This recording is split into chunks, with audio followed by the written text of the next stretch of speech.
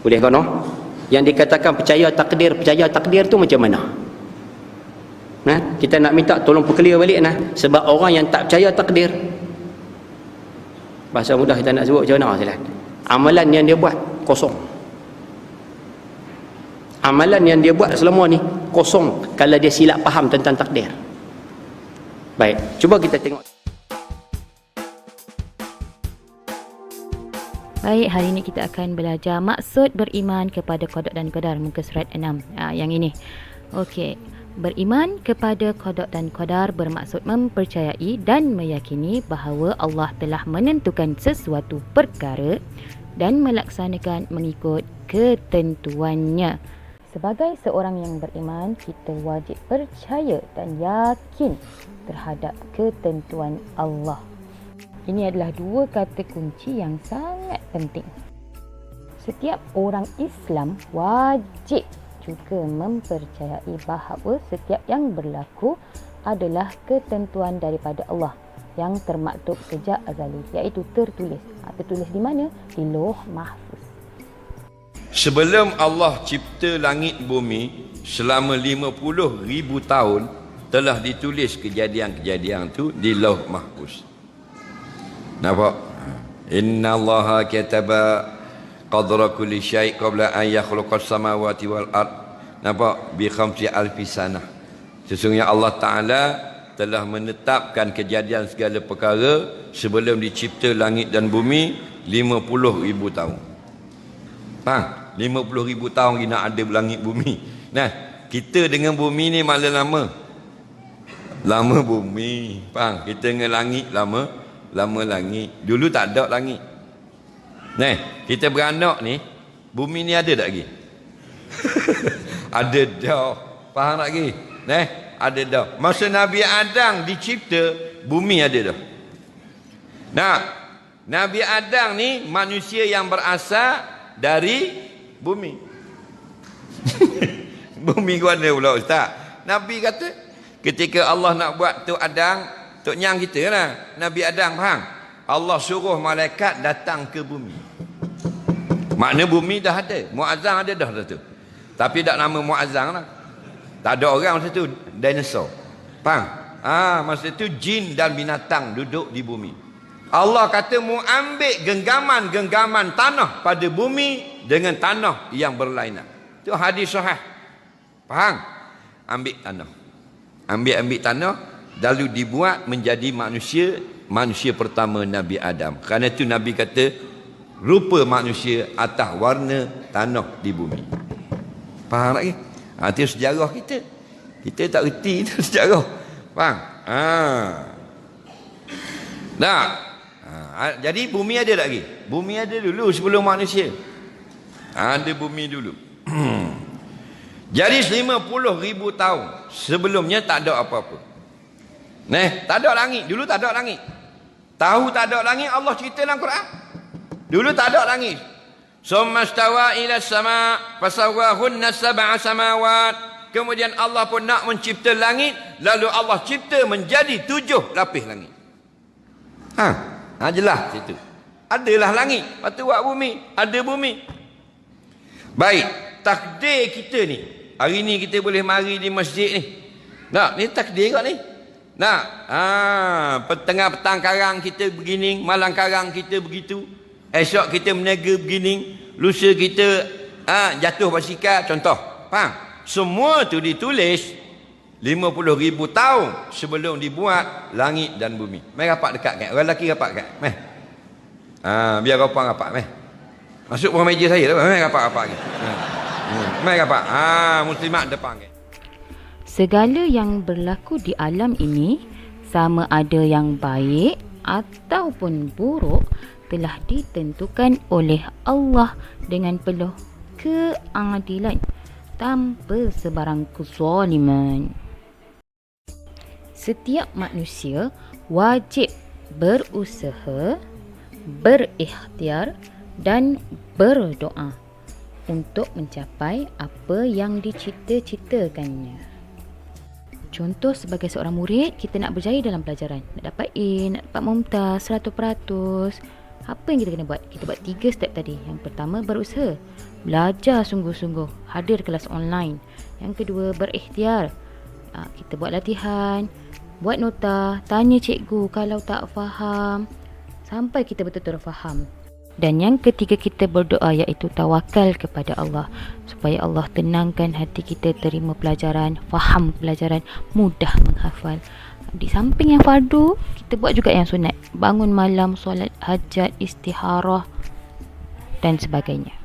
Sekiranya apa yang dicita-citakan masih tidak tercapai walaupun kita telah berusaha, berikhtiar dan berdoa, kita perlu yakin mesti ada hikmah di sebalik yang terjadi, kerana Allah Maha mengetahui apa yang terbaik untuk hamba-hambanya. Pada takdir tu macam mana Ustaz?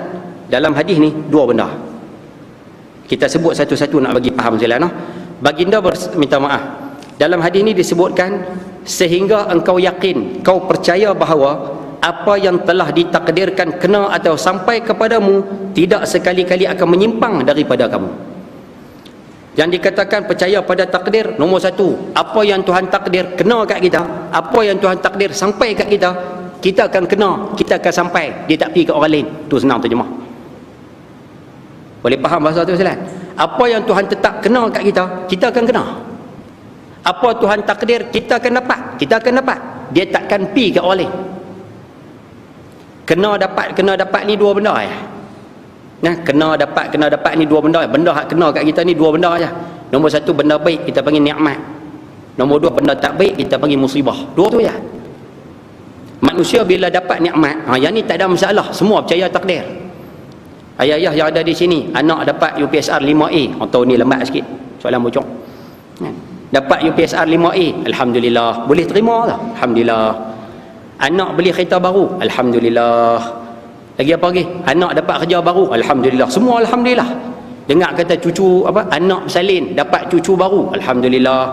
Bab nikmat semua tak ada masalah, alhamdulillah, alhamdulillah, alhamdulillah ya.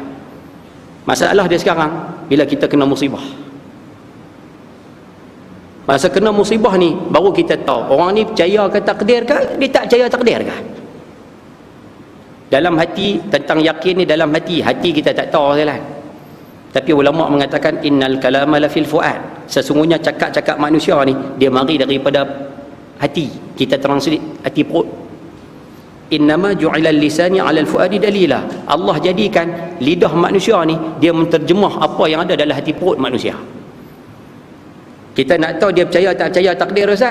Hati kita tak tahu, tapi tengok mulut. Mulut dia tu membuktikan dia percaya ke dia tak percaya. Manusia kalau kena musibah, kalau dia percaya takdir, mulut akan cakap satu benda ya. Dia kata tak apalah, sabarlah, buat macam mana ujian Tuhan. Dia pergi hospital, cek-cek kena uji mana. Dia balik rumah dia kata satu, tak apalah nak buat macam mana, sabarlah. Kan, aku dah jaga dah, malam tak makan nasi, kedai tom yum pun tak pergi dah, gula pun tak makan, duk makan stevia. Tapi nak buat macam mana, kena kecil manis ke, sabarlah. Di mulut dia akan kata macam tu ya. Tu tanda manusia tu percaya pada takdir, percaya pada ketentuan Tuhan. Tapi kalau manusia tu tak percaya dengan ketentuan Tuhan, tengok dia cakap apa. Tengok dia kata apa salah. Dia akan kata, persepa aku kena, satu. Persepa awak tu satu perkataan tau. Persepa aku kena, satu. Yang kedua dia guna perkataan apa? Patutnya depa tu lah kena. Depa tu tiap malam makan. Nampak? Dua. Yang ketiga dia cakap pula, kalau aku tahu ni biar aku makan pada dulu pun tak apa. Tiga. Dia guna perkataan awal, dia guna perkataan patut, dia guna perkataan kalau. Kita orang pecah masuk, masa mula-mula tengok tu. Kalau tengok Ustaz, rumah orang pecah masuk tak apalah, dia buat macam mana ujian Tuhan, sabarlah. Lepas tu masuk cari tengoklah benda apa yang dia curi apa semua tu. Tapi mulut kata dah, sabarlah. Hati pun kata sabarlah, ujian Tuhan.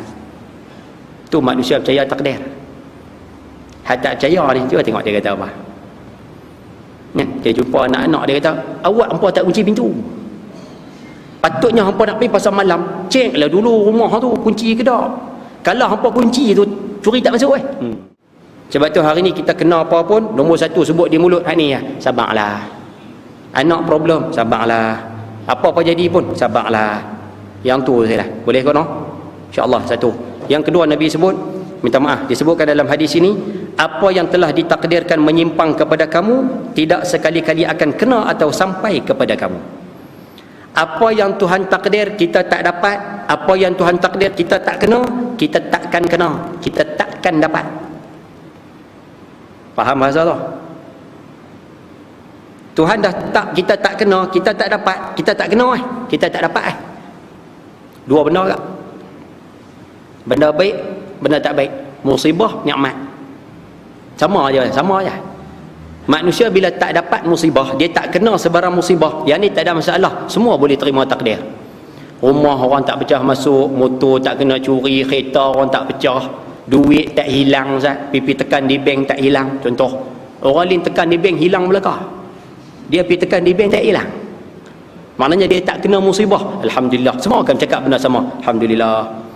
Motor orang lain semua satu grup motor tu semua kena bakar, tapi motor dia tak terbakar. Kira motor orang lain hangus belakang, motor dia elok, dia akan kata apa? Alhamdulillah. Bila tak kena musibah, semua kata alhamdulillah. Tapi masalah dia bila tak dapat nikmat. Masa ni kita nak tengok dia percaya tak percaya takdir. Kalau dia tak dapat nikmat, nak tengok dia nak cakap apa. Contoh simple-simple je kita bagi. Ayah-ayah yang sini bekerja, yang ada di sini bekerja. Kawan kita duk mengampu bos, lama dah duk bodek bos, gaji dia naik, pangkat dia naik, merit dia naik. Kita ni duk bangkang bos dia. Kan? Bos sokong hak geng naik minyak 2 rupang. Kan? Kita bangkang dia. Jadi nampak gaya gaji tak naik pasal. Bila gaji tak naik pasal, orang yang percaya kepada takdir boleh terima ketentuan Tuhan, dia akan sebut macam ni. Tak apalah, tu rezeki dia, rezeki aku kot lain kot, insya-Allah. Cukup. Rezeki dia, dia pergi ke dia lah, cukup. Tapi main dengan tak boleh terima ketentuan Tuhan ni, cuba tengok dia kata apa. Kan? Awak bagi depa ni naik gaji, naik pangkat, depa bukan buat kerja pun, patutnya aku lah buat kerja. Nampak tak? Kalau aku tahu macam dia, aku buat lebih kurang pun tak apa kerja ni, tak payah pula. Nampak? Dia duk guna kataan-kataan nak kita kata tadi tu. Dia dah tak puas hati lah. Maka semua manusia, kita-kita ni hendaklah sentiasa bersangka baik kepada Allah dalam perkara qada dan qadar. Sentiasa ucap alhamdulillah bila kita mendapat nikmat dan musibah. Sekian kelas kita pada hari ini. Ilal liqa.